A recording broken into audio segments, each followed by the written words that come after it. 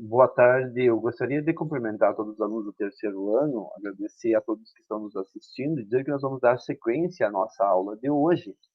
E a nossa aula de hoje vai tentar esmiuçar algumas características daquilo que nós viemos construindo durante esse ano, que é a parte da filosofia política, que trata sobre a convivência na esfera, no espaço público.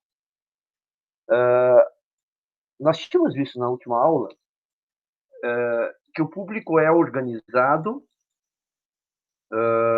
é composto por agentes, por funcionários, né, públicos, por instituições ou agências que representam isso, que são a parte material, e que cuidam sobre o efeito das ações públicas que têm consequências indiretas na vida de outras pessoas.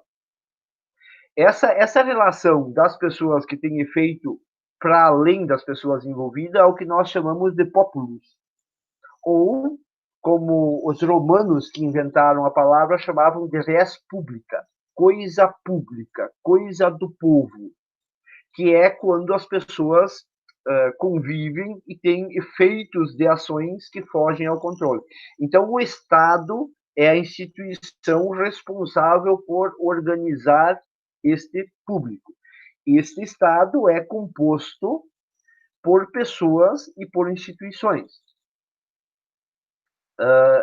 Eu uso o termo aqui, que ele usa lugar comum.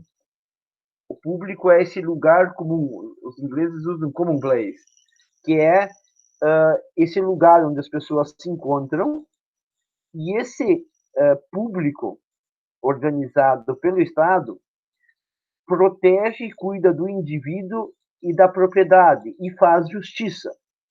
Então, o Estado, que é responsável por cuidar desse público, ele precisa proteger o indivíduo e a propriedade do indivíduo e fazer justiça numa transação.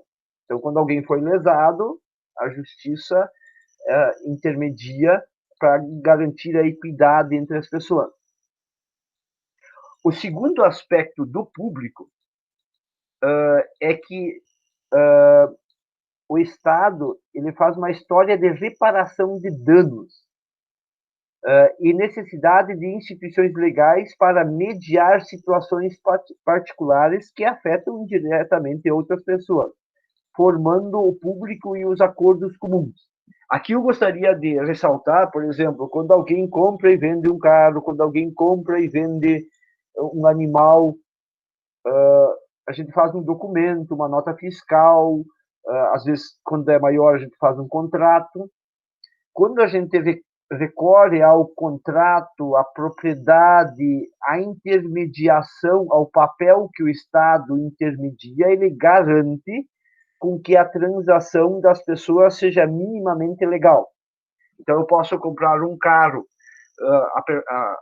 em prestações de uma outra pessoa, uma terra em prestações de uma outra pessoa, e eu faço um contrato e o contrato garanta com que eu faça, que aconteça a minha obrigatoriedade de pagar e depois de pagar eu ter direito a ter a escritura dessa terra, por exemplo. Só para usar um exemplo. Então, começa a surgir no Estado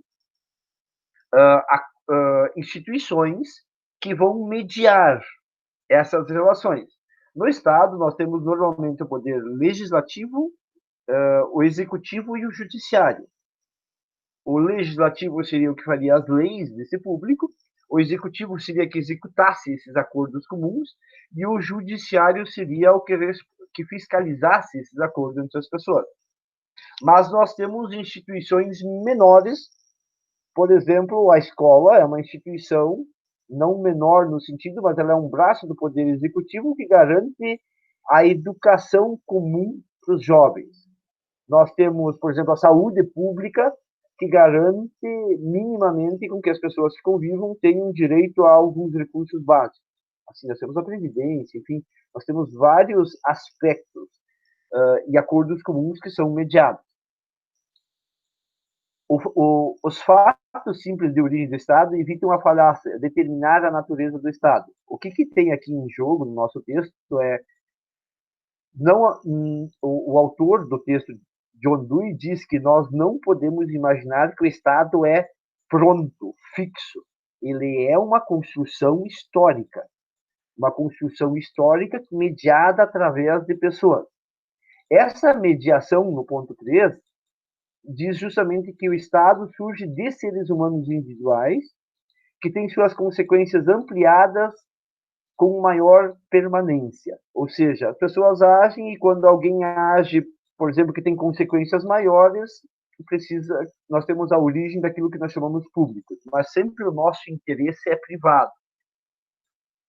A consequência do resultado disso é que dá origem ao público. O ponto 4, o ponto essencial tem a ver com a permanência e extensão das consequências do comportamento. E como todo comportamento decorre, em última análise, de seres humanos individuais. Então, todo o Estado tem consequências dos seres humanos individuais. Eu quero fazer uma observação antes de encerrar a aula aqui, que é o Estado brasileiro, ele é criado como uma consequência do Estado português, por causa do colonialismo, os índios que aqui viviam, não, não fizeram parte desse acordo do Estado. Esse Estado, depois nós tivemos a escravidão, que faz com que pessoas venham para cá como mão de obra, mas o Estado, e aí depois temos o imigrante europeu, mas o Estado brasileiro ele não é feito diretamente em acordo com as pessoas que vieram, ele acaba meio que sendo imposto. Por isso que as pessoas às vezes têm dificuldade de entender que coisas do Estado são consequências das ações humanas.